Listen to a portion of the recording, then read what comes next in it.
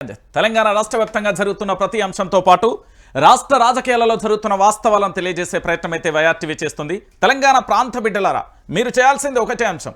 YRTV Telugu news channel subscribe చేసుకోండి. తెలంగాణ రాష్ట్ర వ్యాప్తంగా వాస్తవాలు ఏంటో తెలుసుకోండి. దాంతోపాటు ప్రతి వీడియోను కూడా లైక్ చేయండి. తెలంగాణ రాష్ట్ర రాజకీయాలలో జరుగుతున్న వాస్తవాలను పూర్తి స్థాయిలో వివరించే ప్రయత్నం అయితే నేను చేయబోతున్నాను. పూర్తి స్థాయిలో ఇప్పటి వరకు తెలంగాణ రాజకీయాలలో కాంగ్రెస్ పార్టీ మార్పు పేరుతో తెలంగాణలో అధికారంలోకి వచ్చింది.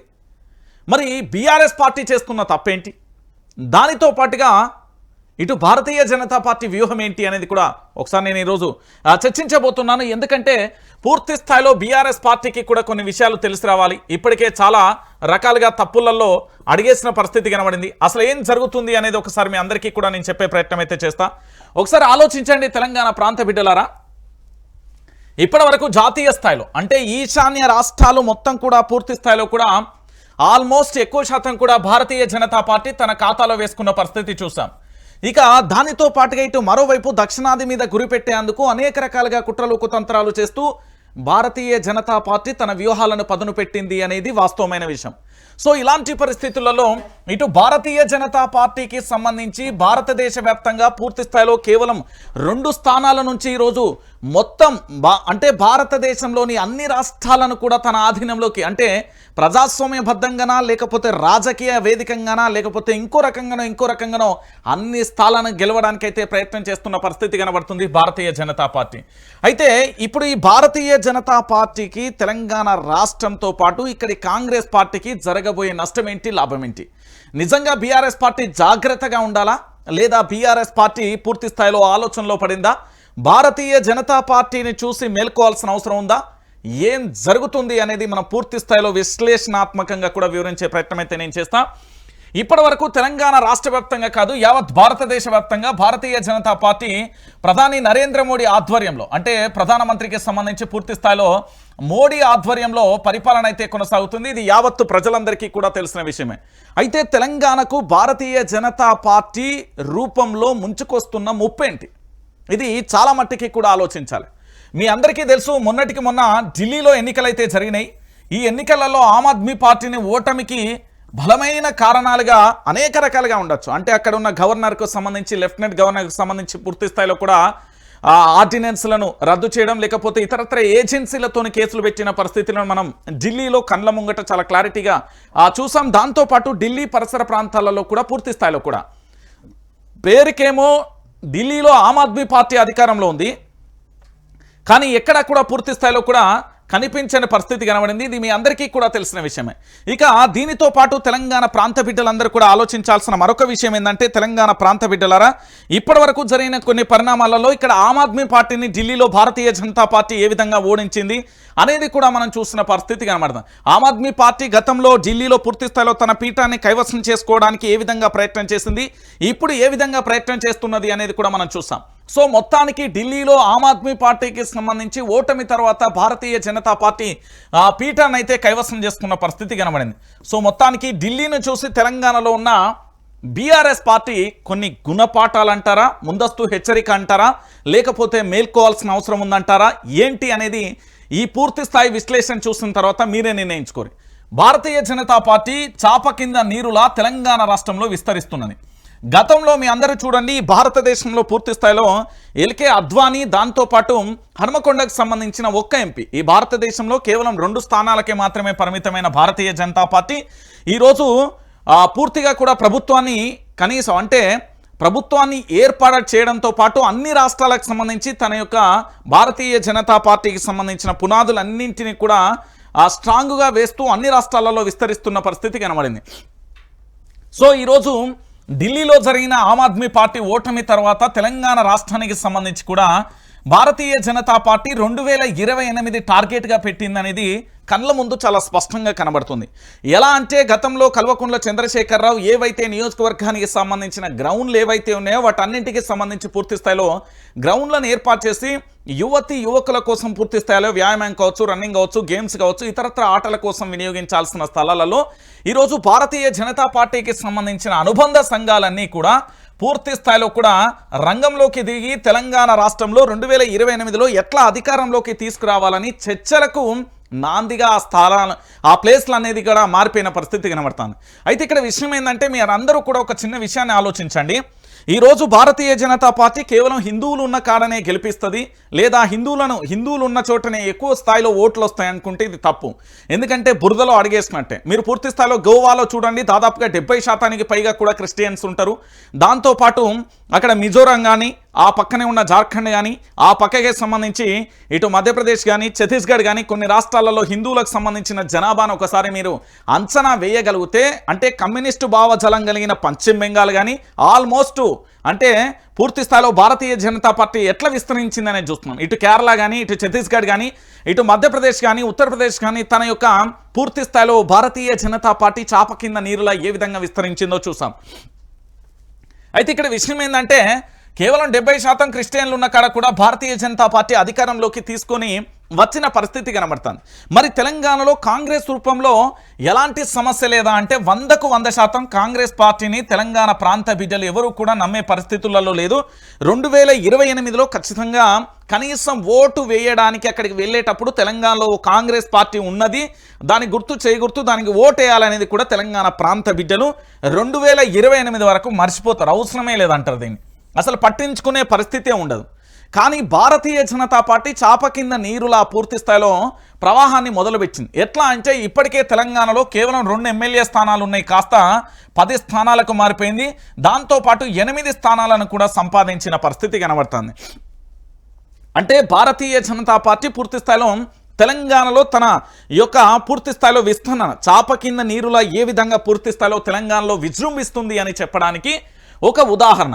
అయితే దీనితో పాటుగా తెలంగాణలో ఉన్న బీఆర్ఎస్ పార్టీ ఎందుకు నేర్చుకోవాలి, బీఆర్ఎస్ పార్టీ పూర్తి స్థాయిలో ఏ విధంగా అలర్ట్ కావాలి, బీఆర్ఎస్ పార్టీ ఏం చేయాలి అనేది ఒకసారి మనం ఆలోచిద్దాం. ఎందుకంటే బీఆర్ఎస్ పార్టీకి సంబంధించి భారతీయ జనతా పార్టీ బలంగా లేదు అంటే అది మూర్ఖత్వమైన ఆలోచన. భారతీయ జనతా పార్టీ చాలా స్ట్రాంగ్గా ఉంది. పూర్తి స్థాయిలో కూడా భారతీయ జనతా పార్టీ చేయబోయే అంశానికి సంబంధించి కూడా ఒకసారి మనం చూద్దాం. ఎందుకంటే ఇప్పటికే 8 ఎంపీ స్థానాలు ఉన్నాయి, దాంతోపాటు 10 ఎమ్మెల్యే స్థానాలు ఉన్నాయి. మరి టార్గెట్ 2028 పూర్తి స్థాయిలో తన యొక్క వ్యూహాన్ని అమలు చేయాల్సిన అవసరం ఉంది. దాంట్లో భాగంగా అన్ని రకాల ప్రక్రియలను పూర్తి చేస్తుంది. ఇక్కడ తెలంగాణ రాష్ట్రానికి సంబంధించి 2 కేంద్ర మంత్రులతో పాటు ఇక్కడ నాయకత్వాన్ని కూడా పూర్తి స్థాయిలో కూడా మార్చేసే పరిస్థితి కనబడుతుంది. వీళ్ళ టార్గెట్ 2028 ఏంటి అంటే ఇక్కడ కాంగ్రెస్ బీజేపీ ఏంది అంటే కాంగ్రెస్ బీఆర్ఎస్ ఇక్కడ పంచాయతీ వేసుకుంటే సీఎం స్థానాన్ని బీజేపీ ఎత్తుకుపోయే ప్రయత్నం చేసే ఆలోచనలో ఉన్నది. ఇప్పటికైనా బీఆర్ఎస్ పార్టీ విపక్ష పార్టీగా ఉన్న బీఆర్ఎస్ పార్టీ మేలుకోవాలి. ఎందుకు అంటే ఢిల్లీలో జరిగిన ఘోర పరిణామాలకు సంబంధించి అక్కడ భారతీయ జనతా పార్టీ ఆమ్ ఆద్మీ పార్టీని ఎట్లా ఇబ్బందులు పెట్టింది, ఎన్ని రకాలుగా కేసులను పెట్టింది, దాంతోపాటు ఏ విధంగా ప్రజల్లోకి చొచ్చుకెళ్ళింది, ఏ విధంగా ఢిల్లీ పీఠాన్ని కైవసం చేసుకుంది అన్న అక్కడి పరిస్థితులు వేరు, తెలంగాణ పరిస్థితులు వేరు. తెలంగాణలో పూర్తి స్థాయిలో ప్రజలు నమ్మరు అంటే నమ్మని ప్రజలే పూర్తి స్థాయిలో 8కి 8 స్థానాలు ఇచ్చిల్లా, నమ్మని ప్రజలే తెలంగాణలో 10 స్థానాలు ఇచ్చిల్లా. ఒకసారి ఇదంతా కూడా ఆలోచించాల్సిన అవసరం ఉంది. ఎందుకంటే పూర్తి స్థాయిలో బీజేపీని తెలంగాణలో అంచనా తక్కువ వేయడం మాత్రం చాలా జాగ్రత్త సుమ. ఎందుకంటే 2028 కోసం వీళ్ళు అనేక రకాలుగా వీళ్ళ దగ్గర ఉన్న ఏబీవీపీ కానీ ఆర్ఎస్ఎస్ కానీ ఇతరత్ర అనుబంధ సంఘాలు ఏవైతే ఉన్నాయో వాటన్నింటికీ కూడా పనిచెప్పిండ్రు. వాళ్ళందరూ కూడా కార్యాచరణ రూపొందించిళ్ళు. పూర్తి స్థాయిలో గ్రౌండ్ లెవెల్కి కూడా వెళ్తున్న పరిస్థితి అయితే కనబడుతుంది. ఏదైనా ఎలాగైనా సరే తెలంగాణలో అధికారాన్ని చేజిక్కించుకోవడానికి బీజేపీ అయితే ఎత్తులు పై చిత్తులు అయితే చేసే ప్రయత్నం అయితే చేస్తుంది. ఇది అల్టిమేట్గా బీఆర్ఎస్ పార్టీ చాలా చాకచక్యంగా కూడా గ్రహించాల్సిన అవసరం ఉంది. ఎందుకంటే ప్రజల పక్షాన పోరాడుతున్నది మీరు, ప్రజల పక్షాన పోరాటం చేస్తున్నది మీరు, ప్రజల పక్షాన నిలుస్తున్నది మీరు, ప్రజల పక్షాన పూర్తి స్థాయిలో ఉంటున్నది మీరు. సో మీరు జాగ్రత్తగా ఉండాల్సిన అవసరం. ఎందుకంటే ఒక జాతీయ పార్టీ ప్రాంతీయ పార్టీని ఏ విధంగా దెబ్బ కొడుతుందో మనం చాలా రకాలుగా చూసాం. ఇప్పటికే అనేక రాష్ట్రాలలో కూడా ప్రాంతీయ పార్టీలను ఏ విధంగా దెబ్బ కొట్టిందో కూడా మనం చూసాం. సో ఇలాంటి పరిస్థితులలో తెలంగాణ ప్రాంత బిడ్డలు కూడా చాలా జాగ్రత్తగా ఉన్నారు, నిశ్చింతగా కూడా రాజకీయాలను అబ్జర్వ్ చేస్తున్నారు. సో భారతీయ జనతా పార్టీతోనే జాగ్రత్త. ఎందుకు అంటే బీజేపీ అనేది పూర్తి స్థాయిలో కూడా ఇది పలకడానికి నార్మల్గానే ఉండొచ్చు, కానీ దాని పవర్ మాత్రం చాలా AK-47 లెక్క ఉన్నది. ఎందుకంటే ఇప్పుడు పూర్తి స్థాయిలో అవసరమైతే కాంగ్రెస్లో చిచ్చు మొదలైతే రేవంత్ రెడ్డికి సంబంధించి తన కూటమికి సంబంధించిన వ్యక్తులను బీజేపీలోకి లాక్కోవడం, మరి ఎవరైతే బలహీన నేతలు ఉన్నారో వాళ్ళను కూడా ఎమ్మెల్యే సీట్లో ఎంపీఓ ఇతరత్ర ఆఫర్ చూపి వాళ్ళను కూడా భారతీయ జనతా పార్టీలోకి గుంజుకునే ప్రయత్నాలు కూడా జరుగుతున్నాయి. కాబట్టి తస్మత్ జాగ్రత్త. బీజేపీ చాలా డేంజర్గా పూర్తి స్థాయిలో తెలంగాణలో విస్తరించేందుకు కుట్రలు మీన్స్ అంటే ప్రజల్లోకి విస్తరించేందుకు వాళ్ళ ఎత్తులను ఆ వ్యూహాలను అమలు చేస్తున్నారు. దాన్ని భాగంగా వెళ్తున్న పరిస్థితి కనబడుతుంది. తెలంగాణలో ఉన్న బీఆర్ఎస్ పార్టీ పూర్తి స్థాయిలో దానికి 1000 రెట్లు కూడా పోరాటం చేయాల్సిన అవసరం ఉంటుంది. మరి బీఆర్ఎస్కే ఎందుకు చెప్తున్నాం అంటే ప్రజల పక్షాన నిలుస్తున్న ఈ పార్టీ పూర్తి స్థాయిలో ప్రజల పక్షాన నిలుస్తున్న బీఆర్ఎస్ పార్టీ ఈరోజు ఏం చేస్తున్నది అంటే బీఆర్ఎస్ పార్టీకి సంబంధించి ఒకసారి మనం ఆలోచిద్దాం. గ్రామ కమిటీలు లేకపాయే, మండల కమిటీలు లేకపాయే, జిల్లా కమిటీలు లేకపాయే, విద్యార్థి విభాగానికి సంబంధించి బీఆర్ఎస్వి లేకపాయే. అంటే కమిటీలు అనేది పూర్తి స్థాయిలో అంటే గ్రామీణ స్థాయి నుండి రాష్ట్ర స్థాయికి లేకపోవడం. మరొకటి ఏంటి అంటే ఇక్కడ కమ్యూనికేషన్ కూడా పూర్తి స్థాయిలో ఒక సామాన్యుడు cadre to leader, leader to cadre. అంటే ఇప్పుడు కేటీఆర్ని కలవాలంటే సామాన్యుడు కలవాలి, సామాన్యుడిని కేటీఆర్ కలవాలంటే కలవాలి. ఆ యాక్సిస్ కూడా ఉండాల్సిన అవసరం ఉంది. ఆ యాక్సిస్తో అంటే leader to cadre, cadre to leader ప్రతి ఒక్కరు కూడా, అది కేటీఆర్ అయినా, హరీష్ రావు అయినా, కేసీఆర్ అయినా, కవిత అయినా, ఇంకెవరైనా లీడర్ స్వయాన కూడా ఒక లీడర్ని కలవాలంటే ఆ కమ్యూనికేషన్ అనేది డైరెక్ట్గా ఉండాలి. కానీ ఇక్కడ లోపించిన పరిస్థితి కనబడుతుంది. ఇక్కడ కమిటీలకు సంబంధించి లోపించిన పరిస్థితి కనబడుతుంది. ఈ ఏదైతే పూర్తి స్థాయిలో ఈ బీఆర్ఎస్ పార్టీకి సంబంధించి తన యొక్క రూపాన్ని, తన యొక్క వ్యూహాలను కూడా మార్చాల్సిన అవసరం ఉంది, మార్చుకోవాల్సిన అవసరం ఉంది. లేకపోతే భవిష్యత్తులో మాత్రం తీవ్రమైన ఇబ్బందులు ఎదుర్కోవాల్సిన పరిస్థితి కూడా ఏర్పడతాయి. నేను చెప్తున్నా కదా, ఇప్పటికైనా బీఆర్ఎస్ పార్టీ మేలుకుంటే మంచిది, లేకపోతే ఇకనైనా ఇబ్బందులు పడే అవకాశాలు ఉన్నాయి. భారతీయ జనతా పార్టీ పూర్తి స్థాయిలో కూడా తన యొక్క వ్యూహాలను అమలు చేయడంతో పాటుగా ఏ విధంగా అధికారంలోకి రావాలి, తన అనుబంధ సంఘాలను కూడా తెలంగాణలో యాక్టివ్ చేస్తుంది. ఇప్పటికే 2028 టార్గెట్గా మిషన్ కూడా కొనసాగుతుంది. తస్మత్ జాగ్రత్త. ఇది బీఆర్ఎస్ పార్టీకి సంబంధించిన నేతలందరికీ కూడా నేను చెప్తున్నాను. ఎందుకంటే వాళ్ళు పూర్తి స్థాయిలో చాలా చాకచక్యంగా కూడా పనిచేస్తున్న పరిస్థితి కనబడుతుంది. ఇక దీంతో పాటుగా మరొక అంశాన్ని కూడా చూద్దాం. ఒక్కసారి చూడొచ్చు, ఇక్కడ తెలంగాణ రాష్ట్ర వ్యాప్తంగా కూడా ఇక్కడ కనబడుతున్న అంశానికంటే ముందు కొన్ని అంశాలను మనం చూసే ప్రయత్నం అయితే చూద్దాం. దాని తర్వాత మిగతా అంశాలకు వెళ్ళే ప్రయత్నం చేద్దాం. ఇక్కడ ఒకసారి తెలంగాణ ప్రాంత బిడ్డలందరూ కూడా ఆలోచించాలి. మళ్ళీ కులగణన సర్వే, అప్పటిదాకా పంచాయతీ ఎన్నికలకు బ్రేక్, బీసీ రిజర్వేషన్లు తేలాకే ఎన్నికలు, వచ్చే నెల బడ్జెట్ సమావేశంలో చట్టం తెస్తాం, 42% ఓబీసీ రిజర్వేషన్లు మా లక్ష్యం, డిప్యూటీ సీఎం బట్టి విక్రమార్క వెల్లడి అంటూ కూడా చెప్పిన పరిస్థితి కనబడుతుంది. ఒక్కసారి మీరు ఇదంతా కూడా చూడండి. కులగణన సర్వే తప్పు ఒప్పుకున్న సర్కార్ బీసీలకు మనోవేదనకు గురి చేస్తున్న సీఎం క్షమాపణ చెప్పాలి, రెండోసారైనా సర్వేను పారదర్శకంగా నిర్వహించండి, ప్రభుత్వానికి కేటీఆర్ సూచన అంటూ కూడా ఇది యావత్తు తెలంగాణ సమాజం చూసింది. రైట్, ఇక్కడ ఒకసారి మీరు అందరూ కూడా ఆలోచించాలి. మళ్ళీ కులగణన సర్వే అంటే మొన్నటి వరకు విధులను పక్కన పెట్టి అధికారులు అనేటోళ్ళు ఇక్కడి రాష్ట్ర ప్రభుత్వం అనేది గుడ్డి గుర్రాలకు పనులు దోమిల్లా, లేకపోతే కోడిగుడ్డు మీద ఈకలు వీకిల్లా? మొన్న జరిగిన సర్వే ఏంటి? కులగణన సర్వే తెలంగాణ రాష్ట్ర వ్యాప్తంగా 100% పూర్తయిపోయింది. తెలంగాణ రాష్ట్రంలో కులగణన సర్వే అనేది లేదు అని చెప్పిన మేధావులు ఎవరు, సన్నాసులు ఎవరు? మరి ఆ రోజు మీరు చెప్పిన మాటలు ఈరోజు అబద్ధమని మీరే ఒప్పుకున్నారంటే ఇంతకంటే దుర్మార్గం ఈ మీ యొక్క ప్రభుత్వం యొక్క పరిపాలన ఎంత దరిద్రంగా, ఎంత నెగ్లెక్ట్గా అంటే దారుణంగా ఉన్నదో ఆలోచించురు. ఇప్పుడు కులగణన సర్వే మళ్ళీ చేయడం అంటే మొన్నటి వరకు కులగణన సర్వే చేయలేదా? అదంతా తప్పుడు రిపోర్టా? అంటే తెలంగాణ రాష్ట్ర వ్యాప్తంగా బీసీ సంఘాలకు సంబంధించి బీసీ ఉద్యమాన్ని తీసుకొచ్చి అనేక మంది కూడా మాట్లాడడం, వాళ్ళు కరెక్ట్గా పూర్తి స్థాయిలో పోరాటం చేసేది కాబట్టి జరిగింది. ఒకవేళ ఈ కులగణన సర్వే ఏదైతే ఉందో పూర్తి స్థాయిలో నిజమే అని తెలంగాణ ప్రాంత బిడ్డలు నమ్మితే, అంటే ప్రభుత్వం ప్రజల్ని ఎట్లా మోసం చేసింది అనడానికి ఇది లైవ్ ఎగ్జాంపుల్ అండి. ఇప్పటికే తెలంగాణ రాష్ట్ర వ్యాప్తంగా ఉన్న ప్రజలందరూ కూడా మోసపోయారు. ఇప్పుడు మళ్ళొక్కసారి మోసపోవాల్సిన పరిస్థితి కూడా ఏర్పడుతుంది. అంటే కులగణన సర్వేతోని తెలంగాణ రాష్ట్రంలో పూర్తి స్థాయిలో కూడా మేము కులగణన సర్వే చేయలేదు, చేసినా కూడా తప్పుల తడకగా చేసినాం, అది కులగణన సర్వే కాదు, కేవలం ఇక్కడ అధికారులు ఆడంబరాలకు మాత్రమే తిరిగిర్రా ఇంటింటికి అనేది కూడా ఒకసారి రాష్ట్ర ఉప ముఖ్యమంత్రి అయిన బట్టి విక్రమార్క చెప్పాలి. ఈరోజు నువ్వు మళ్ళీ కులగణన సర్వే అంటున్నావు అంటే ప్రజాధనాన్ని ఎంత దుర్వినియోగం చేస్తున్నావు, మీ అధికారులు ఎంత అసమర్థంగా పనిచేస్తున్నారు. నువ్వు పంపించిన స్టిక్కర్లు గోడలకేసి అతకబెట్టి వెళ్ళి అక్కడ పూర్తి స్థాయిలో కులగణన పూర్తయిపోయిన వాళ్ళందరినీ కూడా మరి అధికారులందరినీ కూడా సస్పెండ్ చేస్తావా? డిప్యూటీ సీఎం గారు, రాష్ట్ర ఉప ముఖ్యమంత్రి బట్టి విక్రమార్క గారు, ఈరోజు తెలంగాణ రాష్ట్ర వ్యాప్తంగా పూర్తి స్థాయిలో కూడా మళ్ళీ కులగణన సర్వే అని చెప్తున్నావు కదా, అంటే మొన్నటి వరకు గుడ్డి గుర్రాలకు ఏమైనా పలుదోమిల్లా? మొన్నటి వరకు అధికారులు మొత్తం ప్యాళ్ళు పట్టుకొని పెన్నులు పట్టుకొని గల్లీలు తిరిగి పేర్లు రాసిన పేపర్లన్నీ ఏడిపోయినాయి, ఆ పెన్నులన్నీ ఏడిపోయినాయి, అవన్నీ ఏడబోయినాయి చెప్పండి సారు. ఉప ముఖ్యమంత్రి బట్టి విక్రమార్క గారు మళ్ళీ కులగణన సర్వే చేస్తున్నారేంది? మళ్ళీ కులగణన సర్వే కాదు మీరు చేయాల్సింది, రాజీనామా చేసి మళ్ళీ ప్రజల్లోకి వెళ్ళాలి. ఇది మీ నినాదం కావాలి. అసలు రాజీనామా చేసి మీరు ప్రజల్లోకి వెళ్ళాలి, మళ్ళీ వెళ్ళి అప్పుడు అడగండి. అంటే ఇప్పుడు మీరు 6 గ్యారెంటీలు అబద్ధం అనే విషయం తెలిపోయింది, 13 అంశాలు అబద్ధం అనేది తెలిసిపోయింది, 420 హామీలు కూడా అబద్ధం అని తెలిసిపోయింది. ఆఖరికి కులగణన విషయంలో పూర్తి స్థాయిలో కూడా మేము తప్పు చేశామంటూ కూడా ప్రభుత్వమే ఒప్పుకున్నదంటే ప్రభుత్వం ఎంత అసమర్థంగా పనిచేస్తుంది అని చెప్పడానికి ఇదొక లైవ్ ఉదాహరణ. ఇంతకంటే ఉదాహరణ ఇంకెక్కడా లేదండి. ఎందుకు అంటే కులగణన సర్వే అంటే తెలంగాణ రాష్ట్ర వ్యాప్తంగా ఏ జనాభా ఎంత ఉన్నది, ఎంతమంది ఉన్నారు, వాళ్ళ వృత్తులు ఏంది, వాళ్ళు ఎట్లా పనిచేస్తున్నారు, వాళ్ళ ఎకనామీ ఏంది అనేది పూర్తి స్థాయిలో సర్వే చేయడానికి వెళ్ళిన అధికారులు అసమర్థంగా టైంపాస్ చేసిల్లా, లేదా మీరు హాలిడేస్ ఇచ్చి టైంపాస్ చేయమని పంపించిల్లా, లేకపోతే మీ ప్రభుత్వం ఎందుకు ఇంత దారుణంగా తయారైందనేది రాష్ట్ర ఉప ముఖ్యమంత్రి బట్టి విక్రమార్క చెప్పాలి. ఈరోజు నేను అడుగుతున్నా కదా, మా బట్టి విక్రమార్క గారు పూర్తి స్థాయిలో చెప్పాలి. ఎందుకు అంటే కులగణన సర్వే పేరుతోని మీరు చేసిన బూటకపైన ప్రచారం దేనికి సంకేతం? ఈ రాష్ట్రానికి సంబంధించిన మంత్రులు ప్రెస్ మీట్లు పెడతారు, ఈ రాష్ట్రానికి సంబంధించిన మంత్రులు వెబ్సైట్లలో పెడతారు, మళ్ళీ అదే వెబ్సైట్లో తొలగిస్తారు.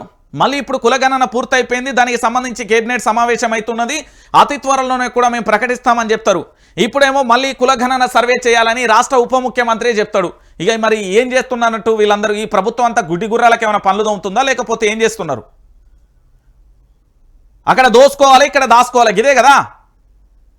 రాష్ట్రానికి సంబంధించిన ఉప ముఖ్యమంత్రి గారైన బట్టి విక్రమార్క గారు చెప్పే మాట మళ్ళీ కులగణన సర్వే చేయాలి అని చెప్తున్నాడండి. తెలంగాణ ప్రాంత ప్రజలారా, అంటే మొన్నటి వరకు అధికారులు మీ గ్రామాలకు మీ వాడలకు వచ్చి స్టిక్కర్లు వేసి రాసి చేసిందంత ఉత్తముచ్చటే.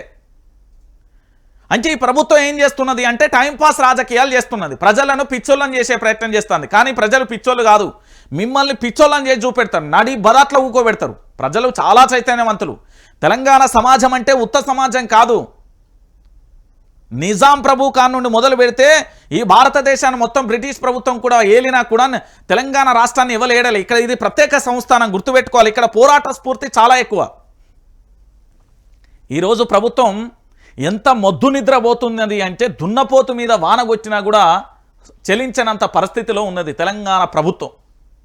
చూడండి మీరే, తెలంగాణ ప్రభుత్వానికి సంబంధించి మళ్ళీ కులగణన చేయాలంటున్నది. మరి మొన్న వాడలలోకి, గ్రామాలలోకి, పట్టణాలలో ప్యాడు పెన్ను పట్టుకొని రాసుకున్న అధికారులు ఎవరు, తీసుకొచ్చిన వ్యక్తులు ఎవరు, మరి ఏం చేసిలు వీళ్ళంతా అనేది తెలంగాణ ప్రాంత ప్రజలకు చెప్పాలి. ఈ రాష్ట్రానికి సంబంధించిన ఉప ముఖ్యమంత్రి గారు ఇప్పటికైనా మీకు జ్ఞానోదయం కలిగింది, కానీ మా ప్రజాస్వామ్యను వృధా చేసేసిల్లు. కులగణన పేరుతోని కులాల మధ్య చిచ్చు పెట్టిన మీ ప్రభుత్వానికి సెల్యూట్. మళ్ళనట వీళ్ళట ప్రభుత్వాన్ని వెళ్తారట, రాష్ట్రానికి సంబంధించిన ప్రజలకు జీవితాలు బాగు చేస్తారట. వీళ్ళు లొట్టపీస్ ఏం కాదు, వీళ్ళదో ప్రభుత్వం చెత్త ప్రభుత్వం. ఈ తెలంగాణలో ఏంది అంటే ఒక దుర్మార్గమైన ఏలుబడి జరుగుతున్నది. నిజంగా చెప్తున్నా. అరే కులగణన పేరుతోనే అధికారులు నా ఇంటికి వచ్చిర్రు, అందరి ఇళ్లలో పోయిలు, కొన్ని ఇళ్లలో అసలు రాలే, కొన్ని ఇళ్లలో స్టిక్కర్లు వేసిపోయిలు. మరి అధికారులకు మీరు ఏం గైడ్లైన్స్ ఇస్తున్నారు? రాష్ట్రానికి సంబంధించిన సిఎస్ గారు ఏం చేస్తున్నారు? రాష్ట్రానికి సంబంధించిన జిల్లాలకు సంబంధించిన కలెక్టర్లు ఏం చేస్తున్నారు? ఇదంతా ఎందుకు చెప్పలేకపోతున్నారు అనేది కూడా ఆలోచించాల్సిన విషయం.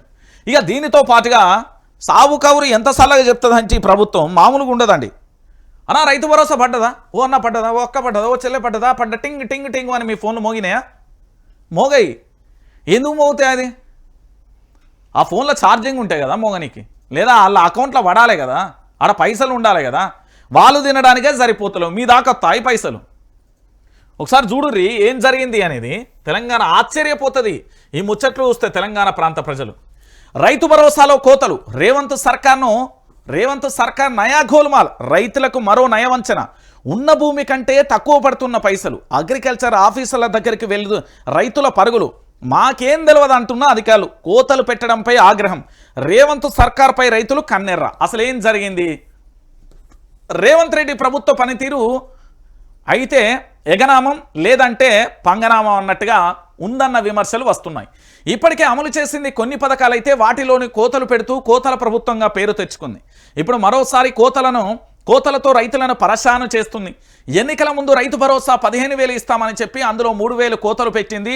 ఇక సాగుకు యోగ్యమయ్యే భూములకు మాత్రమే అంటూ మెలికపెట్టి మరికొంత భూములకు రైతు భరోసా ఎగ్గొచ్చింది. ఆఖరికి ఇప్పుడు ఇచ్చే 12,000లోనూ కోతలు పెడుతుంది. రైతులకు ఉన్న భూమి కంటే తక్కువ భూమికే రైతులకు రైతు భరోసా ఇచ్చి చేతులు దులుపుకుంటుందన్న విమర్శలు కూడా వినబడుతున్నాయి. ప్రభుత్వం ఏం చెప్తుందో నేను మంచిగా చెప్తా.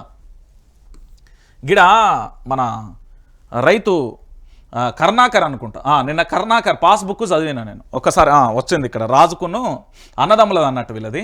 ఒకసారి ఇక్కడ మీకు పట్టాదారు పాస్బుక్ కనబడుతుంది. ఉన్న భూమి ఎంత? ఎకరం 17 గుంటలు ఉన్నది. భరోసా వచ్చింది ఎకరం. సిద్దిపేట జిల్లాకు చెందిన పలువురు రైతులు తమకు ఉన్న భూమి కంటే తక్కువ భూమికి రైతు భరోసా పడిందని ఆవేదన వ్యక్తం చేస్తున్నారు. గన్పూర్కు చెందిన ముక్కెర రాజుకు ఎకరం 17 గుంటల భూమి ఉంది. దీంతో అతని ఖాతాలో 8,550 రూపాయల రైతు భరోసా పడాల్సి ఉంది. కానీ కేవలం 2,550 రూపాయలు మాత్రమే పడింది. అంటే 17 గుంటల భూమికి మాత్రమే డబ్బులు పడి ఎకరం భూమికి రైతు భరోసా ఎగనామం పెట్టింది. నెంబర్ 1 ప్రభుత్వం మోసపూరితం. ఇక నెంబర్ 2 ఉన్న భూమి ఎకరం 8 గుంటలండి. భరోసా వచ్చింది కేవలం 35 గుంటలకే. ఇది బుద్దిపడగ గ్రామానికి చెందిన రైతు ముక్కెర కర్ణాకర్ పేరిట ఎకరం 8 గుంటల భూమి ఉన్నది. 7,200 రైతు భరోసా పడాల్సి ఉండగా కేవలం 5,325 రూపాయలు మాత్రమే పడ్డది. 1,875 రూపాయలు తక్కువ పడ్డది. మరి తింటున్న బాడకవులు ఎవరు అనేది రైతులు అడుగుతున్నారు. నా పైసలు ఎవడు తింటున్నాడు, నా సొమ్ము ఎవడు తింటున్నాడు, అధికారులు అక్కడ ఏమన్నా తింటున్నా, బ్యాంకుల్లో ఏమన్నా తింటున్నా, లేకపోతే ఆ పైసలు ఏమన్నా ఆన్లైన్ స్కామ్ నడుస్తున్నదా అని రైతులు అడుగుతున్నారు. అట్లా అడగద్దు, మనం పద్ధతిగా అడగాలి అని చెప్పిన. ఎందుకు అంటే తెలంగాణ రాష్ట్ర వ్యాప్తంగా ప్రజలారా, మీరు ఏమని చెప్పింది? రైతు భరోసా పేరిట ఎకరానికి 15,000 రూపాయలు ఇస్తామని అధికారంలోకి వచ్చింది అనకే చెప్తా అని చెప్పింది. దాని తర్వాత ఏమైంది? 12,000 ఇస్తామని చెప్పింది. అంటే తెలంగాణ ప్రాంత బిడ్డలను ఎట్లా మోసం చేస్తుంది కాంగ్రెస్ ప్రభుత్వం అంటే, ఎక్కడికక్కడ ప్రజలను నైవంచనకు గురి చేస్తుంది, లేకపోతే పంగనామాలు పెడుతుంది. ఈ రెండు అయితే పక్కా చేస్తుంది. ఇప్పుడు రైతు భరోసాకు సంబంధించి దాదాపుగా ఈడ కేవలం 17 గుంటలకే పైసలు ఇవ్వడం ఏందండి? అంటే లెక్క చేసే అధికారులకు లెక్కలెత్తలేవా? లేదా రాష్ట్ర ప్రభుత్వానికి సంబంధించి ఏంది తూతూ మంత్రం తుమ్మకే మంత్రం అన్నట్టుగా ఎకరం ఉన్నోని కాడ 5 గుంటలకి వేయాలి, లేకపోతే 2 ఎకరాలు ఉన్నోని కాడ 3 గుంటలకే వేయాలి, ఇట్లా ఏమన్నా లీస్టు పెట్టుకున్నారా తెలంగాణ రాష్ట్ర వ్యాప్తంగా? రైతులకు న్యాయం చేసే ఆలోచన ఈ ప్రభుత్వానికి లేదు. ఎందుకంటే ఇది రైతు ప్రభుత్వం కాదు, ప్రజలకు సంబంధించి వ్యతిరేకించే బద్ధ శత్రువు అయింది. ఏంది రైతులకు రైతు భరోసా ఇవ్వడానికి కూడా కనీసం కనికరం రాని ప్రభుత్వం అండి ఇది. ఇంత నీచమైన ఘోరమైన ప్రభుత్వం మీరు ఈ తెలంగాణలో ఎక్కడ చూసి ఉండరు. నేను చెప్తున్నా కదా, గతానికి సంబంధించి ప్రభుత్వాలు చూసుకోండి. అంతకుముందు కాంగ్రెస్ కానీ, అంతకుముందు బీఆర్ఎస్ కానీ, అంతకుముందు కాంగ్రెస్ కానీ, తెలుగుదేశం కానీ, ఇట్లా రకరకాలుగా చూసుకుంటూ వెళ్తే ఈ తెలంగాణ రాష్ట్ర వ్యాప్తంగా పూర్తి స్థాయిలో ఈ ప్రభుత్వం చేసే అన్ని మోసాలు ఏ ప్రభుత్వం చేయలేదు. నిజంగా కలియుగంలో మోసాలు చేస్తారంటే ఇగో ఈ కాంగ్రెస్ పార్టీని చూస్తేనే అర్థమవుతాయి ఎంత మోసగాళ్ళు అంటే. వీళ్ళని మించిన మోసగారి మునగాళ్ళు మాత్రం ఈ తెలంగాణలో ఏడ దొరికినా కూడా దొరకరు. అరే రైతులకు రైతు భరోసా కూడా ఇవ్వని ఈ ప్రభుత్వం అధికారంలో ఉండేందుకు అవసరమా ఇలాంటి ప్రభుత్వం? రాజీనామా చేసి రారి ప్రజల్లోకి వెళ్దాం, ఎవరు ఓటేస్తారో ఎవరు ఏం చేస్తారో చూస్తాం. తెలంగాణ ప్రాంత బిడ్డల ప్రజల పైసలు కూడా తింటున్నారు, కనీసం వాళ్ళకి ఇవ్వాల్సిన రైతు భరోసా పథకం కూడా ఇస్తలేదు. ఒక ప్రభుత్వం ఒక పథకాన్ని ప్రవేశపెడితే ఇంకా మళ్ళీ వచ్చే ప్రభుత్వం, మళ్ళీ తర్వాత వచ్చే ప్రభుత్వాలు, మళ్ళీ వచ్చే ప్రభుత్వాలు పూర్తి స్థాయిలో కూడా ఆ పథకాన్ని 100కు 100% అమలు చేయాల్సిన అవసరం, ఆవశ్యకత, దానికి కర్తవ్యం, బాధ్యత ఉంటుంది. కానీ ఈ ప్రభుత్వం ఏం చెప్తాంది? రూపాయి పైస ఇవ్వాల్సిన కాడ పావులు ఇస్తాంది, 3 పావులాలు మింగుతుంది. మరి అవి ఏ పైసలు ఏ మంత్రికి కాంట్రాక్టుల రూపంలో పోతున్నాయో, ఎవరికి లంచాల రూపంలో పోతున్నాయో, లేకపోతే పైసల కొర్రీలే పెడుతున్నాయో, పైసలు లేకనే అవుతున్నాయో అనేది మనకైతే తెలియదు, అంతా దేవుడికి తెలుసు. కాంగ్రెస్ ప్రభుత్వం రైతులను ఎట్లా మోసం చేస్తుందంటే, ఇంత బద్మాషియాలు తయారైన అంటారు ఊళ్ళల్లో, యమదిట్టుడు తిడతారు, ఓ గట్లనా దవ్వో అట్లా అంటే పాపం దాక్తుందని చెప్పారు. ఇక చూడుర్రి, నోటా వద్దే వద్దు, ఏకగ్రీవాలే చేసుకుంటాం ఈసీకి చెప్పిన కాంగ్రెస్, నోటా పెట్టాలన్న బీఆర్ఎస్, ప్రభుత్వం నిర్ణయం తీసుకోవాలన్న బీజేపీ, నోటాపై కుదరదని పార్టీల ఏకాభిప్రాయం, 2 రోజులలో అభిప్రాయం చెప్పాలన్న ఈసీ అంటూ కూడా చెప్పిన పరిస్థితి కనబడుతుంది. మీరు గ్రామాలలో ఏకగ్రీవాల కోసం గనక వెళితే అదేంది నామాలు పంగనామాలతో పాటు ఇంకో నామం కూడా యాడ్ అవుతుంది. మీరు చేయాల్సింది ఏంది అంటే, మీ గ్రామంలో మీరు ఖచ్చితంగా పోటీ చేయరు, ప్రజాస్వామ్యబద్ధంగా ఓటుతో గెలువురు. ఇంకొక విషయం ఏంటంటే, మీరు ఈ కాంగ్రెస్ పార్టీకి కనుక ఓటేస్తే, మీ కాంగ్రెస్ పార్టీకి కనుక ఓటేస్తే ఇప్పటివరకు ఇల్లు కూల్చేసిళ్ళు, ఉద్యోగాలు లేవు, తినడానికి తిండి లేకుండా చేసి అన్నీ చేసి రేపు పొద్దుగాల ఈ అభయాస్తం కూడా లేకుండా ఈ చేయి కూడా లేకుండా చేసినా ఆశ్చర్యం లేదు. వీళ్ళు మనసులోనే మింగేటట్టు తయారైపోయింది కాంగ్రెస్ ప్రభుత్వం. ఎందుకంటే నోటా అనేది కంపల్సరీ ఉండాలి. అరే ఎవరి అభిప్రాయం వాళ్ళదండి. ఖచ్చితంగా ఇప్పుడు నాకు ఏ పార్టీ నచ్చలేదు, నేను పోయి నోటాకు ఓటేస్తా, చెల్లుబాటు అయినా కాకుండా మీ ప్రభుత్వాలు మంచిగా లేవురా నాయన అందుకే బుద్ధి చెప్పినాం అని చెప్తాం. కానీ నోటా వద్దే వద్దు అంటే ఏకగ్రీవాలు చేసుకుంటామంటే నోటా పెట్టాలి, ఖచ్చితంగా నోటా ఉండాలి. ఎవరి అభిప్రాయం వాళ్ళది, ఎవరి హక్కు వాళ్ళది. మళ్ళీ భారత రాజ్యాంగం దాంట్లో పేజీలు, ఆర్టికల్లు, ప్రణాళికలు, ఏంది క్లాజులు అన్నీ ఉన్నాయని చెప్తారు కదా. అవన్నీ ఉన్నప్పుడు నోటా కూడా ఉండాల్సిందే కదా. అంటే అధికారంలో ఉంటే మీ ఇష్టం, అధికారంలో లేకపోతే ఇంకో ఇష్టమా? అంటే తెలంగాణ యావత్తు సమాజం కూడా ఆలోచించాలి. నోటా పెట్టద్దు, ఓన్లీ ఏకగ్రీవాలే చేసుకుంటాం అంటే ఏకగ్రీవాలు ఎట్లా చేసుకుంటారు? అరే చేతుకున్న 5 ఏళ్ళే ఏది కూడా సమానంగా ఉండేయండి. అలాంటప్పుడు ప్రజల అభిప్రాయాలు ఎందుకు సమానంగా ఉంటుంది? ఇంట్లో ఉన్న నలుగురికే 4 రకాల ఆలోచనలు ఉంటాయి. ఈ ప్రభుత్వం విషయంలో ఎన్ని రకాల ఏ పార్టీలకు సంబంధించి ఎవరి అభిప్రాయం వాళ్ళకు ఉంటుంది కదా. అలాంటప్పుడు ఖచ్చితంగా కూడా నోటా పెట్టాల్సిందే కదా. నచ్చితే కాంగ్రెస్కి ఎత్తాం, నచ్చకపోతే ఇయ్యం, ఎవరు నచ్చకపోతే నోటాకి వేసేస్తాం, లేదా కేసీఆర్ కావాలంటే మళ్ళీ బీఆర్ఎస్కి వేసుకుంటాం. అది ప్రజల అభిప్రాయం. పార్టీలకు ఏం అవసరం అండి? మేము ఏకగ్రీవాలు బెదిరించి వాళ్ళని ఇబ్బంది పెట్టే ప్రయత్నం తప్ప ఇంకేమున్నదండి? అంతకు మించి ఏమైనా ఉన్నదా? అంత మించి ఏమీ లేదు కదా. తెలంగాణ ప్రాంత ప్రజలకు కూడా తెలిసిపోతుంది అది. ఇక దాంతోపాటుగా నిన్న జనగామ కాడ ఒక ముచ్చట చూసిన. ఆ ముచ్చట చూస్తే మీరు అందరూ కూడా ఊర్లుల్లి అంటారు. ఇగో ఇదే లోన్ కట్టలేదని గేట్ ఎత్తుకపోయారు. సరే దొంగలు పడ్డరా, దోపిడిదారుల గేట్ అయితే ఎత్తుకపోయారు. గేట్ ఎత్తుకపోయారు కదా, బరాబర్ ఎత్తుకపోయారు. మరి మా తెలంగాణ రాష్ట్రంలో ఒక్కసారి చూడు, జనగామ జిల్లా కొడగండ్ల మండలం 7 నూతల గ్రామానికి చెందిన ప్రేమలత అనే పాడి రైతు బర్రెల కోసం తీసుకున్న లోను డబ్బులు పూర్తిగా చెల్లించలేదంటూ డీసీసీ బ్యాంకు సిబ్బంది ఇలా గేటును తొలగించి వెంట తీసుకొని వెళ్ళట. ఎవరు వీళ్ళు? డీసీసీ బ్యాంక్ అధికారులు. ఇదే ముచ్చట మీద ఒక మాట మాట్లాడుకుందాం.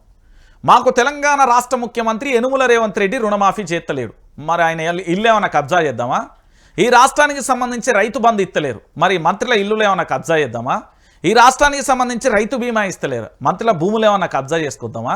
లోన్లు తీసుకున్నారంటే వీళ్ళు కూడా ఏమని చెప్పిల్లంటే మా మేనిఫెస్టో ఒక భగవద్గీత, ఒక ఖురాను, ఒక బైబిల్ అని చెప్పిల్లు. మరి ఏడమైనా ఇవన్నీ ఈరోజు పేదోడి మీద ప్రభుత్వం ఎట్లా విరుచుకుపడుతుందంటే అధికారులు ఇదే డబ్బున్న దగ్గర పోయి అడుగుర్రి, వేల కోట్లు తీసుకుంటారు, లచ్చలు తీసుకుంటారు కదా. ఈ గేట్ తీసుకుపోయి అమ్ముకుంటారు కదా, అమ్ముకోరు ఇక. మరి మళ్ళీ వాళ్ళ జోలికి రావద్దు ఇక మీరు. ఇప్పుడు దీని మీద తీసుకెళ్లి లోన్ కట్టలేదని వీళ్ళు గేట్ గుంజుకపోయారు. మనం పోలీస్ స్టేషన్లో కంప్లైంట్ చేసి నా గేటును దొంగతనంగా తీసుకెళ్లి నేను ఎఫ్ఐఆర్ చేస్తాను. దాని మీద ఎఫ్ఐఆర్ చేస్తారా? ఈ జనగామ జిల్లా కొడగండ్ల మండలానికి సంబంధించిన ఎస్ఐ గారు మీరు ఎఫ్ఐఆర్ చేస్తారా? కంప్లైంట్ పంపిస్తా, నేను ఆన్లైన్ కంప్లైంట్ ఇక్కడే ఉండి టైప్ చేసి పంపిస్తా. వీళ్ళ అధికారుల మీద కేసు ఫైల్ చేస్తారా అంటున్నా. ఒక వ్యక్తి యొక్క అనుమతి లేకుండా దొంగతనంగా కూడా గేటును దొంగతనం చేస్తున్నారు అని నేను పెడతా, ఎఫ్ఐఆర్ నమోదు చేస్తారా అంటున్నా. అరే రాష్ట్రంలో రైతుల పరిస్థితి ఆగమైపోతా ఉంటే వీళ్ళు గేట్లు గుంజుకపోవడం ఏముందో? ఏ చట్టంలో ఉందా గేట్లు గుంజుకపోవాలని? నాకు అర్థం కాని విషయం ఏంటంటే ఏ చట్టంలో ఉంది అంటున్నా నేను. ఏ చట్టంలో ఉందో ఒకసారి చెప్తే బాగుంటుంది వీళ్ళు. అరే ఇది ఎంత దారుణమైన విషయం, ఎంత ఘోరమైన విషయం అండి గేట్లు గుంజుకపోవడం. ఇంకే కాలంలో ఉన్నాం మనం ఏమన్నా? ఫోన్ అంటే తెలియదు, టీవీ అంటే తెలియదు, రాజకీయ నాయకులు అంటే తెలియదు అనే కాలంలో లేవు కదా మనం. అరే ఎంత దారుణమే, ఎంత ఘోరం ఇది. ఇట్లా గేట్లు గుంజుకపోవడం ఏం బుద్ధి అండి? నాకు అర్థం కదా. అధికారులు ఎట్లుండి నోటీసులు ఇస్తారు, నోటీసులు ఇచ్చిన తర్వాత దాని పరిణామాలు ఉంటాయి. కానీ గేట్లు గుంజుకపోతాం, బకెట్లు గుంజుకపోతాం, లేకపోతే అదేంది సెప్టిక్ ట్యాంకులు ఉండే మొత్తం అన్ని పైన డోర్లు గుంజుకపోతాం, వాషింగ్ మిషన్ గుంజుకపోతాం, చిన్న పొరగల్ల డైపర్లు కొత్తవి ఉన్నాయి అవి గుంజుకపోతాం, గిట్ల గుంజుకపోతారు. ఇదా ప్రజాస్వామ్యం, ఇదా ప్రభుత్వ తీరు, ఇదా అధికారుల పద్ధతి? యనుమల రేవంత్ రెడ్డికి ఇదే చెప్పిండా? నాకు అర్థం కాదు. రేవంత్ రెడ్డి అట ఇదో ప్రభుత్వం అట ఇదో కథ అట. ఇక మళ్ళీ తెలంగాణ ప్రాంత విద్యలు మద్యం అమ్మకాల అరాచకాలపై మహిళలు తిరగబడ్డారు. ఇబ్బడి ముబ్బడిగా బెల్ట్ షాపుల ద్వారా మద్యం ఏరులై పారుతున్న నేపథ్యంలో నల్గొండ జిల్లా చిట్యాల మండలం ఏ ఊరు మహిళలు పోరాటానికి దిగారు. గ్రామంలో మద్యం నిషేధిస్తున్నామని, అమ్మితే 1,00,000, తాగితే 20,000 జరిమానా విధిస్తామంటూ హెచ్చరించారు. చాలా రోజుల తర్వాత చూస్తున్నా, దాదాపుగా ఒక 10 ఏళ్ల తర్వాత మహిళలను కనబడ్డారు నాకు ఇలా మద్యం మీద పోరాటం చేసేది. నా చిన్నతనంలో గ్రామాలలో గుడుంబ భారీ స్థాయిలో అమ్మేదండి. అనేక రకాలుగా ఏ వాడకెళ్ళినా ఏ గల్లీకి వెళ్ళినా 5 రూపాయల కైనుండే 5 రూపాయల కైనైతే ఆ కవర్లో పోసి ఇచ్చేది గుడుంబ. ఊళ్ళల్లో బ్రహ్మాండంగా అమ్మేది. అబద్ధం ఎందుకు? దాని తర్వాత కల్వకుంట్ల చంద్రశేఖరరావు వచ్చిండు. దానివల్ల మరణాలు ఎక్కువైతున్నాయి, చాలామంది జీవితాలు ఆగమైపోతున్నాయని గుడుంబ మీద పోరాటం చేసి ఆ బంధు పెట్టిండు. కానీ ఇప్పుడు మా రేవంత్ సర్కార్ వచ్చిన తర్వాత మద్యం మీద రేట్లు పెంచి బడి పక్కన గుడి పక్కన ఎక్కడ పడితే అక్కడ మొత్తం మద్యం షాపులకు పర్మిషన్ ఇచ్చేసి వాళ్ళకు టార్గెట్లు ఇచ్చేసి అదే మద్యం షాపుల మీద వచ్చే ఆదాయంతో ప్రభుత్వం నడుస్తున్నది. నిజం ఇది. మీరు నమ్మినా నమ్మకపోయినా ఇది అక్షర సత్యం. ఈరోజు మహిళలు పోరాటం చేయాల్సిన పరిస్థితి వచ్చింది. తెలంగాణలో మద్యం ఎట్లా ఎరులై పారుతుంది అని చెప్పడానికి ఇదొక ఉదాహరణ, లైవ్లో కనబడే ఉదాహరణ. మహిళలు ఏకంగా రోడ్ల మీదకి వచ్చి పోరాటం చేస్తున్నారంటే ఇంతకంటే దారుణమైన పరిస్థితి ఇంకొకటి లేదు. ఆలోచించుకోరు. కొంతమంది ఎమ్మెల్యేలు, ఆయన పేరు కోమటిరెడ్డి రాజగోపాల్ రెడ్డి అనుకుంటా, మా దగ్గర బెల్ట్ షాపులన్నీ రద్దు చేస్తున్నాం, పూర్తి స్థాయిలో తీర్మానాలు చేస్తున్నాం అని ఆయన చెప్పిండు. మరి సారీ ఇదేందో కూడా ఒకసారి చెప్పిగా. అంటే తెలంగాణ రాష్ట్ర వ్యాప్తంగా మద్యం ఏరులై పారడంతో పాటు అనేక మంది జీవితాలు కూడా ఆగమైపోతున్నాయి. మద్యాన్ని నీళ్ళ లెక్క తాగుతున్నారు. దాంతోపాటు మద్యం ఏరులై పారడం ద్వారా అనేక రకాలుగా ఇబ్బందులు కూడా వస్తున్న పరిస్థితి కనబడుతుంది. అనేక రకాలుగా యాక్సిడెంట్లు ఇతరత్ర ఎన్ని చూస్తలేం, పూర్తి స్థాయిలో కూడా చేస్తున్నాం కదా. ఇక దాంతోపాటుగా మరొక అంశం, నిన్న కేబినెట్ విస్తరణకు సంబంధించి కోల్డ్ స్టోరేజ్కి వెళ్ళిందండి. కేబినెట్ విస్తరణ కోల్డ్ స్టోరేజ్కి నల్గొండ జిల్లాలో ఆ 2 కుటుంబాలతోనే కిరికిరి. తన భార్యకు ఇవ్వాలని ఒకరు, తనకే ఇవ్వాలని మరొకరు. రంగారెడ్డి జిల్లాలో ఒకే సామాజిక వర్గ నేతల పోటాపోటీ. మంత్రివర్గ విస్తరణకు ఆటంకంగా సామాజిక సమీకరణలు అంటూ కూడా చెప్తున్న పరిస్థితి కనబడుతుంది. సో 6 స్థానాలకు 10 మంది రెడ్ల పోటీ అంటూ కూడా ఇక్కడ ఒక అంశాన్ని చూసినాం. ఇక్కడ విషయం ఏంటంటే తెలంగాణ రాష్ట్ర వ్యాప్తంగా కూడా మంత్రివర్గ విస్తరణ ఎందుకు ఆలస్యమవుతున్నది అంటే, మంత్రివర్గ విస్తరణ గనక జరిగితే మిగిలిన ఏవైతే పదవులు ఉన్నాయో వాటిని గనక పూర్తి స్థాయిలో విస్తరిస్తే జరగబోయే ప్రమాదం ఏంటో తెలుసా? ముఖ్యమంత్రి సీటుకే ఎసరత్తది. రాష్ట్ర ముఖ్యమంత్రి యనుమల రేవంత్ రెడ్డి సీటుకే ఎసరొచ్చే పరిస్థితి ఉంటుంది. ఎందుకు అంటే ముఖ్యమంత్రి యనుమల రేవంత్ రెడ్డి గారికి సంబంధించి జిల్లాలు కాదు, ఉత్తర తెలంగాణ దక్షిణ తెలంగాణ మధ్య నువ్వా నేనా అన్నట్టుగా కోల్డ్ వార్ నడుస్తున్నది. నాకి అంటే నాకి, లేదు నావనికి, లేదా నా భార్యకి, లేదా నా తమ్ముడికి, లేదా నా అన్నకి, ఇదే పంచాయతీ. ఏదో చాక్లెట్లు బిస్కెట్లు పంచుకుంటారు. ఇక తెలంగాణ ప్రాంత బిడ్డలు ఓటేసేందుకు ఈ సమీకరణలు ఎందుకు, ఈ వర్గాలు ఎందుకు, ఈ పోరాటాలు ఎందుకు? అంటే తెలంగాణ రాష్ట్ర వ్యాప్తంగా కూడా క్యాబినెట్ విస్తరణకు సంబంధించి కోల్డ్ స్టోరేజ్కి ఇంకెన్నడూ చేస్తారండి. ఈ తెలంగాణలో ఒక హోమ్ మినిస్టర్ ఉండడు, విద్యాశాఖ మంత్రి ఉండడు, మున్సిపల్ ఉండడు, గిరిజన మంత్రి ఉండడు. ఎందుకు అన్నట్టు ఇవన్నీ? ఇంతకంటే దారుణమైన పరిస్థితి ఇంకేముంటుంది అంటున్నా. తెలంగాణ రాష్ట్ర వ్యాప్తంగా ఇంతకంటే ఘోరమైన పరిస్థితి అండి. తెలంగాణ రాష్ట్ర రాజకీయాలలో క్యాబినెట్ విస్తరణకు సంబంధించి ఇప్పటివరకు ఏడాది కాలం పూర్తయిపోయింది, అయినా కూడా ఇప్పటివరకు పూర్తి స్థాయిలో కూడా లేని పరిస్థితి కనబడుతుంది. ఇక చూడరి, ఓటమి భయంతోనే వెనుకంజ. స్థానిక సంస్థల ఎన్నికలకు ఇప్పుడే వద్దని మంత్రివర్గ సమావేశంలో నిర్ణయం. ఎండాకాలంలో తాగునీటి కోసం ప్రజలు తిరగబడే ప్రమాదం ఉందని ఆందోళన. కులగణన భరోసాపై తీవ్రమైన వ్యతిరేకత. పల్లెలలో సానుకూలత లేదన్న సంకేతాలు. ఎమ్మెల్యేలు తిరిగే పరిస్థితి లేదని చర్చ. ఈ సమయంలో ఎన్నికలకు వెళ్లి ఓటు అడగడం పెద్ద సాహసమైన నిట్టూర్పు. వానాకాలం వచ్చేదాకా ఆగాలని నిర్ణయం. అయిపోయింది, మర్చేసేసిళ్ళు, ఇట్లా అటుకు మీద వేసేసిళ్ళు, అయిపోయింది. స్థానిక సంస్థల ఎన్నికలు ఇప్పట్లో లేవు, అయిపోయింది. ఎందుకు అంటే ఊళ్ళో అడుగు పెడితే ఏమయ్యా ఎమ్మెల్యే వచ్చినావాయా, దా నీ ముఖం చల్లగుండా ఎంత బంగారం లెక్క ఉంది, దా తీసుకురావా ఇంతంత హారతి ఆ కర్పూరం ఇట్లా తీసుకురా, దిచ్చిదిద్దంతే, వచ్చిండు ఇక మునగాడు దిగిండు దా అని చెప్పేసి హారతి ఇచ్చేసి ఆ కొబ్బరికాయని ఇక్కడ కొట్టాల్సింది ఇంకెక్కడైనా కొడతారు. అట్లా అయిపోయింది ఊళ్ళల్లో. రైతు బంధు ఇవ్వకపోతే, రైతు రుణమాఫీ చేయకపోతే, రైతులకు సంబంధించి పూర్తి స్థాయిలో రైతు బీమా ఇవ్వకపోతే, 2500 ఇవ్వకపోతే, తులం బంగారం ఇవ్వకపోతే, ఫ్రీ కరెంట్ ఇవ్వకపోతే, దాంతోపాటుగా పూర్తి స్థాయిలో కూడా అనేక రకాల బూటక హామీలు ఇచ్చి ఉద్యోగాలు ఇవ్వకపోతే, ఏది ఇవ్వకపోతే ఆగమాగం చెత్తివి. దాంతోపాటు బుక్కెడు నీళ్లు కూడా తాగడానికి నీళ్లు లేకుండా చేసాయి. ఎండాకాలం మొత్తాన్ని పంటలు ఎండిపోతున్నాయి, ఆగమాగం ఉన్నది పరిస్థితి. అంచనా వేయరు, రివ్యూ మీటింగ్లు ఉండయి. తెలంగాణలో ఉన్నదా అంటే ప్రభుత్వం, అమ్మా ఉన్నావా ప్రభుత్వం అంటే ఉన్నా అన్నట్టు ఉన్నది. అరే ఎంత దారుణంగా అయిపోయిందంటే ప్రభుత్వం, అటు ఆడాగాక ఇటు మోగాగాక ఏదో కూడా అర్థం కాని పరిస్థితి అయిపోయింది ప్రభుత్వం పరిస్థితి. ఈరోజు తెలంగాణ రాష్ట్ర వ్యాప్తంగా గదే అయిపోయింది. స్థానిక సంస్థల ఎన్నికలలో పోతే ఊరు పొలిమేర దాటిదాకా దాన్నేటట్టున్నారు. మళ్ళీ ఎమ్మెల్యేలు దాస్కాన్లు ఏంది, ఎవడు అమాయకుడు కనబడితే ఆయన భూముల మీద పడి కబ్జా చేసే ప్రయత్నం రకరకాలుగా జరుగుతున్న పరిస్థితి కనబడుతుంది. ఇంత దారుణమా, ఇంత ఘోరమా? ఇంతకంటే దారుణం ఇంకేముంటుందండి? ఇక చూడుర్రి, స్థానిక వాయిదా జూలై వరకు ఎన్నికలు లేనట్టే. కుల గణన రీసర్వేతో మళ్లీ మొదటికి. గణాంకాలపై మార్చిలో అసెంబ్లీ చర్చ. ఆ వెంటనే వరుసగా వార్షిక పరీక్షలు. 42% రిజర్వేషన్కు చట్టబద్ధత కల్పించేదాకా ముందుకెళ్లలేని పరిస్థితి. కుల గణన రీసర్వేతో స్థానిక ఎన్నికలకు ఇప్పట్లో జరిగేలా లేవని తేలిపోయింది. ఈ నెల 16 నుంచి 28 వరకు మళ్లీ సర్వే నిర్వహిస్తామని చెప్తున్నది. మార్చి 8 వరకు ఆ ప్రక్రియ కొనసాగనుంది. ఆ తర్వాత వరుసగా వార్షిక పరీక్షలు జరగనున్నాయి. ఈ ప్రక్రియ పూర్తయ్యేసరికి నిండు ఎండాకాలం రానుంది. ఇక పైగా 42% కోటాకు చట్టబద్ధతపై స్పష్టత రావాల్సి ఉంది. సమస్యల నేపథ్యంలో జూలై వరకు ఎన్నికలకు వెళ్లే ఆలోచనలో ప్రభుత్వం లేదని తెలుస్తుంది. ఎందుకు పోతుంది ప్రభుత్వం? పూలదండల ప్లేస్లో ఇంకో దండలు పడతాయి ప్రభుత్వం కనుక ఇప్పుడు ప్రజల్లోకి వెళ్తే. కనీసం ప్రజల్లోకి వెళ్ళడానికి కూడా డైపర్లు లాగులు దడుతున్నాయి ఈ ప్రభుత్వాన్ని, పాయింట్లు దడుతున్నాయి, పంచెలు దడుతున్నాయి.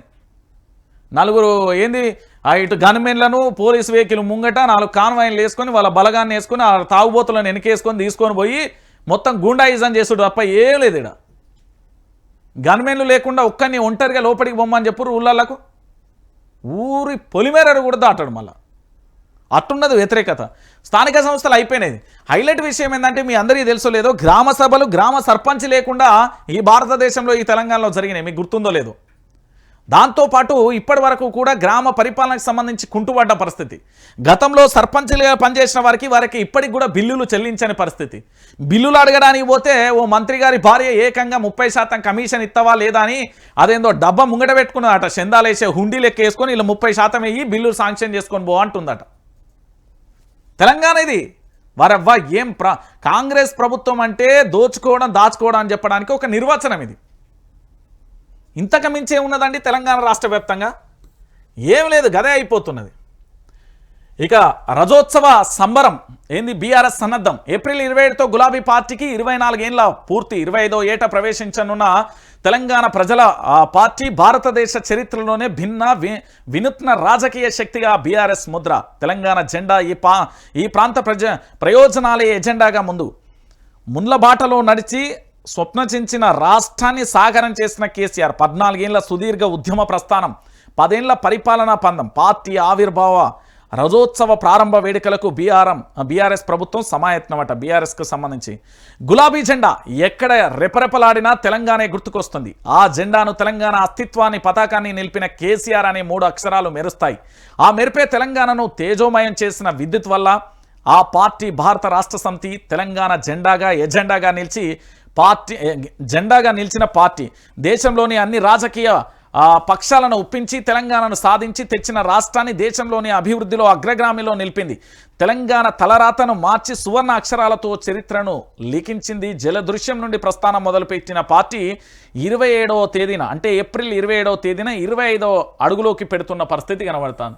నేనేమంటున్నానంటే బహిరంగ సభపై సమాలోచనలు ఈ నెలాఖరు లోపల జరుపుదామా, ఏప్రిల్ చివరిన సెప్టెంబర్లో అధ్యక్ష ఎన్నికల వేళ నిర్వహిద్దాం. బహిరంగ సభపై బీఆర్ఎస్ ముఖ్య నేతల చర్చలు, త్వరలో జరిగే కార్యవర్గ సమావేశంలో నిర్ణయం అంటూ కూడా చెప్పిన పరిస్థితి కనబడుతుంది. అంటే బీఆర్ఎస్ పార్టీకి సంబంధించి ఒక 2 అంశాలు చెప్పాలి. ఎందుకంటే తెలంగాణ ప్రాంత ప్రజలందరికీ కూడా తెలియాలి కాబట్టి చెప్తున్నా. ఎందుకంటే ఈరోజు బీఆర్ఎస్ పార్టీకి సంబంధించి పూర్తి స్థాయిలో కూడా ఉత్సవాలు చేసే ప్రయత్నం అయితే చేస్తున్నారు కదా. నేనేమంటున్నానంటే ఈ ఉత్సవాలన్నీ ఓకే, కానీ బీఆర్ఎస్ పార్టీకి సంబంధించి ప్రజలలో ఎంత పూర్తి స్థాయిలో కూడా అంటే ఆదరణ ఉంది అని చెప్పడానికి నా దగ్గరకు ఒక వీడియో వచ్చింది. ప్రజలకు సంబంధించి పూర్తి స్థాయిలో ఎంత ఆదరణ ఉంది, ఏం కథ అనేది చెప్పడానికి నా దగ్గరకు ఒక వీడియో. ఎందుకంటే అది అందరికీ చూపెట్టాలి. ఒకసారి ఇక్కడ చూడుర్రి. రైట్, ఇగో ఇక్కడ అవ్వ ఉన్నది, ఒకసారి ఈ అవ్వని చూడుర్రి. ఏంది అంటే పూర్తి స్థాయిలో కేసీఆర్ ఇక్కడ బీఆర్ఎస్ పార్టీ గద్దె కనబడగానే అక్కడ పూర్తి స్థాయిలో కేసీఆర్కు సంబంధించి ఒక దేవాలయం లెక్క ఈ తల్లి పూజిస్తున్నది. ఎందుకు అంటే వృద్ధాప్య పింఛన్ల కాడ నుండి 2014 తర్వాత తెలంగాణలో ఎట్లున్నది, కేసీఆర్ పట్ల తెలంగాణ ప్రాంత ప్రజలు ఎట్లా ప్రేమతో ఉన్నారు అని చెప్పడానికి ఇది ఒక ఉదాహరణ. ఎందుకు అంటే తెలంగాణ ప్రాంత బిడ్డలందరూ కూడా ఆలోచించాలి. ఒక ముసలవ్వ వెళ్తున్న తరుణంలో అక్కడ బీఆర్ఎస్ గద్దె కనబడితే బీఆర్ఎస్ గద్దెకు పూర్తి స్థాయిలో పూజ చేసి మరీ కూడా కేసీఆర్ను గుర్తు చేసుకుంటున్నారు అంటే తెలంగాణ రాష్ట్రంలో ఏ ప్రభుత్వానికి సంబంధించి ఎట్లా పరిపాలన ఉన్నది అని చెప్పడానికి ఇది ఒక ఉదాహరణ. ఇక చూడు తెలంగాణ ప్రాంత ప్రజలారా, ఈ ఈ వృద్ధ మహిళకు సంబంధించి పూర్తి స్థాయిలో కూడా. ఎందుకంటే తెలంగాణ రాష్ట్రానికి సంబంధించి మనం ఎక్కడైనా గుడికి వెళ్తాం, గుడికి వెళ్ళో లేదా దేవాలయానికి వెళ్ళి ఎక్కడైనా మొక్కులు మొక్తాం, లేకపోతే ఇతరత్ర ఏదైనా జలాలకు సంబంధించో పంట ప్రారంభించినప్పుడు ఇతరత్ర మనం పూజలు చేస్తాం. కానీ బీఆర్ఎస్ పార్టీ గద్దె కనబడ్డ తర్వాత పూర్తి స్థాయిలో దానికి పూజలు చేస్తున్నది అవ్వ. ఇది తెలంగాణ రాష్ట్రానికి సంబంధించి కేసీఆర్ అంటే ఒక్క మాటలో చెప్పడానికి ఏంటిది ఏం కథ, ఈ అవ్వ ఏం మాట్లాడుతుంది అనేది కూడా ఒకసారి మీరు అందరు కూడా వినాలి. ఎందుకంటే తెలంగాణ ప్రాంత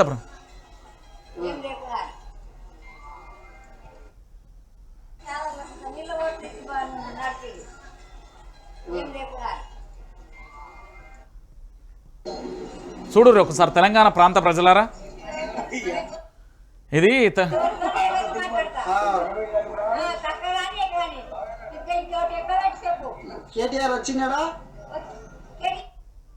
సో ఇది తెలంగాణ రాష్ట్ర వ్యాప్తంగా వైరల్ అవుతున్న వీడియో. ఇక దీనితో పాటుగా ఇంకొక వీడియో కూడా వైరల్ అవుతుంది తెలంగాణ రాష్ట్రంలో. ఎందుకు అంటే బీఆర్ఎస్ పార్టీ విషయంలో ప్రజలు ఎట్లుంటున్నారు, ఏం కథ, ప్రజల పట్ల ఏంది, తెలంగాణ ప్రాంత ప్రజలు ఏమంటున్నారు అనేది కూడా తెలంగాణ ప్రాంత అందరికీ కూడా తెలవాల్సిన అవసరం ఉంటుంది. ఒకసారి ఇంకొక మహిళ కూడా మాట్లాడే అంశాన్ని ఒకసారి మీ ముందుంచే ప్రయత్నం చెప్తా. ఏంది అంటే ఇక్కడ ఎమ్మెల్సీ కవితకు సంబంధించి ఈరోజు జనగామకు సంబంధించి తన పర్యటనలో భాగంగా వెళ్ళిన తరుణంలో అక్కడ ఒక మహిళ ఎమ్మెల్సీ కవిత ముందు తాను ఏం మాట్లాడుతున్నదో ఒకసారి మీరు వినే ప్రయత్నం చేయరు, ఎందుకంటే ఇది అందరికీ తెలవాల్సిన విషయం. ఒక్కసారి ఎన్నురి.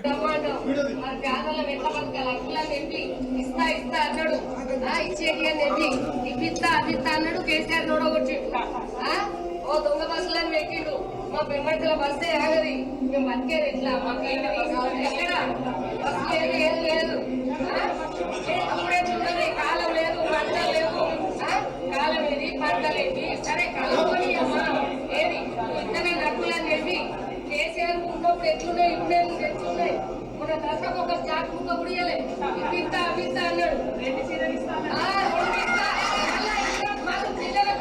పిల్లలకు లగ్నమైన పిల్లలకు అమ్మో నేను కళ్యాణం చేస్తా అన్నాడు. ఏది ఆయన పిల్ల మనోరాలకు మళ్ళీ లగ్గమైంది, ఇంతవరకు కళ్యాణం లేదు. ఏంటో ఏం ప్రపంచం ఇది, ఏంటిది, ఇది ఎట్లా బతకాలి మేము? రావాలి కేసీఆర్ రాకపోతే మాత్రం అది తెలంగాణ రాష్ట్ర వ్యాప్తంగా ఉన్న వృద్ధులు కూడా ఈ తెలంగాణ రాష్ట్రానికి సంబంధించి ప్రతి ఒక్కరూ కూడా కేసీఆర్ రావాలని నినాదం చేయడంతో పాటు రణం మొదలు పెడుతున్నారు. ఇది ఈ ప్రజలకు సంబంధించిన ఆగ్రహానికి ఇక్కడి కాంగ్రెస్ ప్రభుత్వం బలైతుంది అని చెప్పడానికి ఒక ఉదాహరణ. ఎందుకు అంటే 25వ ఏట అడుగు పెడుతున్నది కావచ్చుగాక బీఆర్ఎస్ పార్టీ చేసిన కొన్ని తప్పిదాలు మహాఘోరంగా ఉంటాయి. ఒకటి, ఉద్యమకారులను విస్మరించింది. దాంతో పాటుగా ఇంకొకటి అంటే వలసవాదులకు సంబంధించి ఆ తెలుగుదేశం పార్టీలో ఉన్న వాళ్ళని తీసుకొచ్చి బీఆర్ఎస్ పార్టీ కండువేయడం, ఉద్యమకారులకు వ్యతిరేకంగా పనిచేసిన వాళ్ళందరినీ కూడా దానం నాగేందర్ అనే టైం ఉండే మా ఉస్మానియా యూనివర్సిటీ విద్యార్థులం అందరం ధర్నా చేస్తా అంటే లాఠీలు తీసుకొచ్చి ఆ రోజు వచ్చిండు. అలాంటి వాళ్ళందరినీ తీసుకొచ్చి నెత్తి మీద పెట్టుకోవడం వల్ల ప్రజలకు బీఆర్ఎస్ పార్టీకి దూరం అయిపోయింది. ఈరోజు బీఆర్ఎస్ పార్టీ ఓటమికి కారణం వాళ్ళ యొక్క స్వయంకృత అపరాధమే, దీంట్లో ఎలాంటి డౌట్ లేదు. ఇప్పటికైనా పద్ధతి మార్చుకొని ప్రజల పక్షాన ఎట్లయితే ఇప్పుడు పోరాటం చేస్తుందో రేపు 2028లో అధికారంలోకి వచ్చిన తర్వాత కూడా అదే పందాలో పనిచేయాలి. లేకపోతే మళ్ళీ ఇట్లనే ప్రశ్న ఉత్పన్నమవుతుంది. 25వ ఏట పూర్తి స్థాయిలో ఈరోజు 2025లో బీఆర్ఎస్ పార్టీ అధికారంలో ఉండే పార్టీ తనంతట తాను తన స్వయంకృత అపరాధంతో ఈరోజు పార్టీ తన అధికారానికి దూరమైంది. ఎమ్మెల్యేల ఆకృత్యాలు, దాంతోపాటు రకరకాలుగా ఉద్యమకాలను విస్మరించడం రకరకాలుగా చేసిందండి. ఉద్యమకారులకు సంబంధించి పూర్తి స్థాయిలో ఎవరైతే తెలంగాణ కోసం పనిచేసిరో వాళ్ళు చనిపోయారో వాళ్ళ కుటుంబాలకు న్యాయం చేసింది కావచ్చు కాక, కానీ ఉద్యమకారులను విస్మరించింది. ఈ గ్యాప్ అనేది చాలా దూరంగా పెరిగిపోయింది. దానివల్ల అందరికీ పదవులు ఇవ్వకపోవచ్చు, కానీ ఒక వర్గానికి సంబంధించి ఏదో రకంగా సాయం చేయాల్సిన అవసరం ఉంటుంది. ఇప్పటికైనా బీఆర్ఎస్ పార్టీలో ఒక నినాదం అయితే మాడాలి, cadre to leader, leader to cadre. Cadre ఎవరైనా ఉంటే ఒక సామాన్యుడు పోయి డైరెక్ట్గా కేసీఆర్నైనా, కేటీఆర్నైనా, హరీష్ రావునైనా, కవితనైనా కలిసే ఆ యాక్సిస్ ఉండాలి. దాంతోపాటు ఏదైనా ఆపద వస్తే వాళ్ళందరూ కూడా స్పందించాల్సిన బాధ్యత ఉంటుంది. ఇది వాస్తవం. ఎవరు ఏమనుకున్నా ఎట్లా అనుకున్నా బరాబరి బై, నేనైతే వాస్తవాలే చెప్తా. బీఆర్ఎస్ పార్టీలో ఇప్పటిలో మార్పు వచ్చిందంటే నేను దీంట్లో 100% ఏకీభవించను. బీఆర్ఎస్ పార్టీ ఇంకా మేమే మంత్రులం, మాదే ప్రభుత్వం, మాదే అధికారం అన్న తీరుగా ఉన్నది. ఆ పద్ధతిని ఇంకా మీరు మార్చుకోవాలి. ఇప్పటికే బీజేపీ ఏంది అంటే పెనం కింద నుప్పు పెట్టినట్టు ఆల్రెడీ బగబగ మంటలు స్టార్ట్ చేసింది. 2028 కోసం పూర్తి స్థాయిలో కూడా పూర్తిగా కూడా వాళ్ళందరూ కూడా ఎట్లా అంటే బీజేపీ ఎలాంటి వ్యూహాలతో కూడా పోతున్న పరిస్థితి కూడా చూస్తున్నాం. సో పూర్తిగా కూడా మీరందరూ కూడా ఆలోచించాల్సిన విషయం ఏంటంటే ప్రతి ఒక్కరు కూడా తెలంగాణ రాష్ట్రానికి సంబంధించిన ప్రతి ఒక్కరు కూడా ఆలోచించాల్సిన విషయం ఏంటంటే తెలంగాణ ప్రాంత బిడ్డలారా పోరాటానికి సంబంధించి పూర్తిగా కూడా మీరందరూ కూడా ఆలోచించుకోరు. ఈరోజు తెలంగాణ రాష్ట్రంలో బీఆర్ఎస్ పార్టీ పందా ఎట్లుండాలి ఏం కథ అనేది కూడా మీరు చూడాల్సిన అవసరం ఉంటుంది. ఇక దీంతో పాటుగా ఇంకొక అంశం ఏంటంటే ఈరోజు తెలంగాణ రాష్ట్రానికి సంబంధించి కొన్ని అంశాలు కూడా ఉంటాయి. ఏంది తెలంగాణ రాష్ట్రంలో పూర్తి స్థాయిలో కూడా ఎక్కడ చూసినా కూడా ఒకటే అంశం కనబడుతున్న పరిస్థితి కనబడుతుంది. రేషన్ కార్డు దరఖాస్తులలో అధికారుల నిర్లక్ష్యం, ప్రభుత్వానికి చెడ్డ పేరు తీసుకొచ్చేలా నిర్ణయాలు, ప్రక్రియలో 2 రోజులుగా గందరగోళం, మీ సేవా కేంద్రాల వద్ద జనం బారులు తీరు, అది కార్డు ఇచ్చేది లేదు సచ్చేది లేదు, దానివల్ల జరిగే లాభం కూడా లేని పరిస్థితి కనబడుతుంది. సో పూర్తి స్థాయిలో కూడా జరుగుతున్న పరిణామాలతో పాటు రాష్ట్ర వ్యాప్తంగా జరుగుతున్న ప్రతి అంశాన్ని కూడా చూసే ప్రయత్నం అయితే చేస్తున్నాం.